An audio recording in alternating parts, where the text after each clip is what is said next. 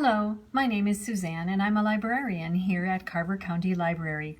There's a lot of information out there today about coronavirus or COVID-19 as it's sometimes called.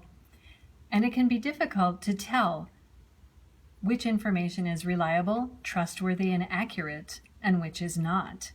Today I'm going to show you 2 electronic resources that can help you to discern fact from opinion from fiction. So let's get started.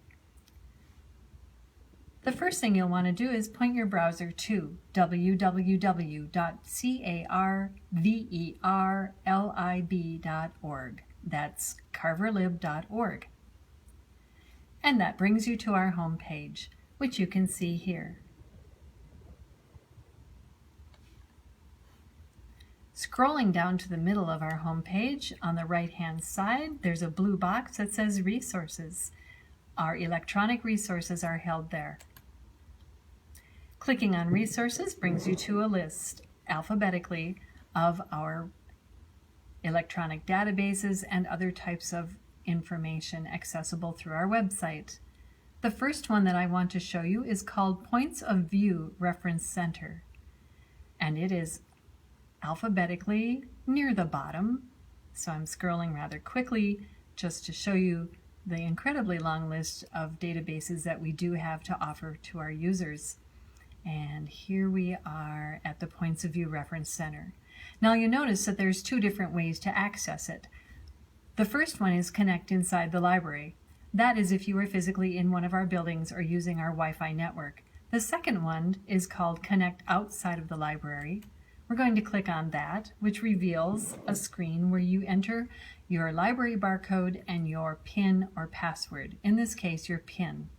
If you have difficulty recalling either of those, or if you might need a new library card, you can call 952-448-9395 extension 1 Monday through Friday, and someone will help you to get a library card or to reset your PIN. And you can continue. The first resource that I want to show you is called Points of View, as we said earlier. Points of view is often used by students who need to debate a topic and present 2 sides of one coin. And it's very useful for that, but it's also useful just for general information. So I'm going to type coronavirus.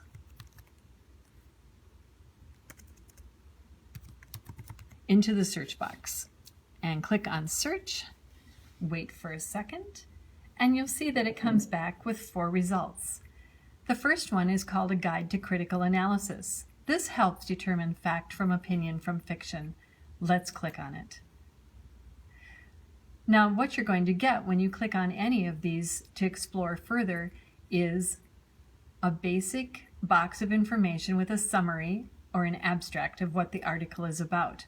I also want to show you that you can look at that result in HTML or sort of web format, or you can also download a PDF.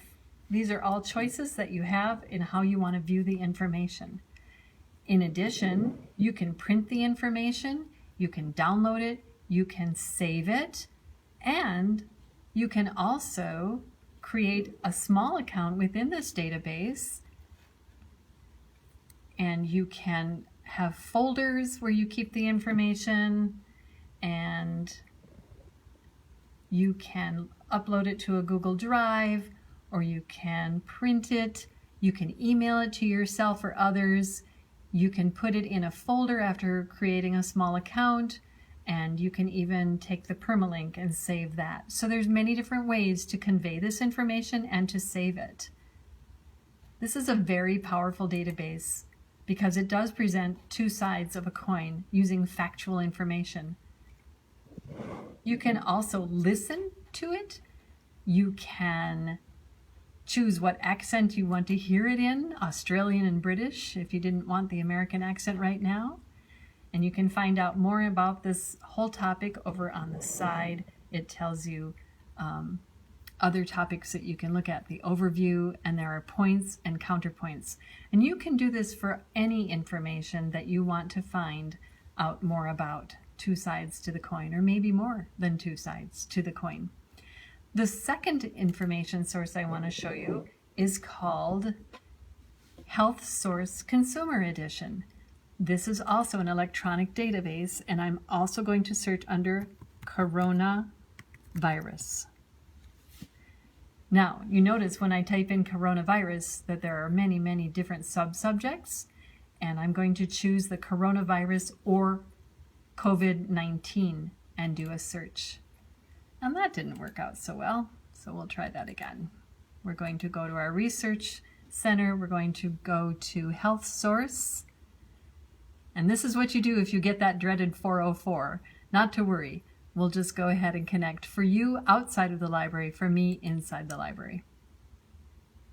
And there we are again, coronavirus or COVID-19 or 2019, and search.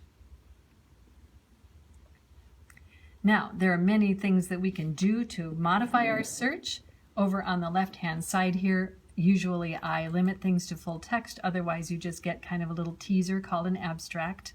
You can also choose the year. Right now it says anything from 1988 to 2020, but I'm just going to move that up to about 2018 to 2020, and it updates, and then it brings back not quite so many answers to look at or results to look at.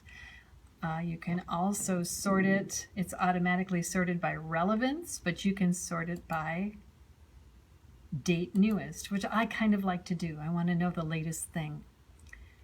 So it rearranges the results to be in chronological order, starting with the most recent. And you can see many different magazines and journals are accessed here.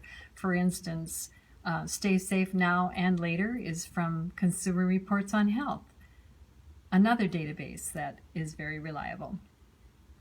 We also have the American Journal of Public Health has an article we could look at, and the Canadian Association of Radiologists has something we can look at. You can get very medical about this, or you can stay very focused on consumer. In fact, if you look over here on the left-hand side, you can just limit it to just magazines, and it'll bring back articles that are generally in the public consumer arena.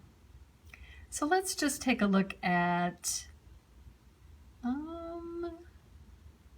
6 infection protection strategies from the Consumer Reports on Health.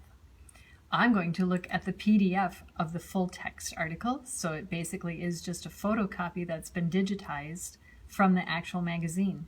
But you can see that there are many, many different ways that you can look at it, and that you can print it this way. It's easier to print. And you still have over here, you have your ability to add it to your Google Drive, or to download it for printing, or email it to yourself or others. In addition, over on the left-hand side, you can see that there are other articles within that particular issue of Consumer Reports on Health. So you can explore many other health topics as well. This is just a tiny little taste of the power of these electronic resources that I wanted to demonstrate for you today. And I hope that you try them and become a super searcher for reliable information using our library and approved databases. Thank you for your time. Be well.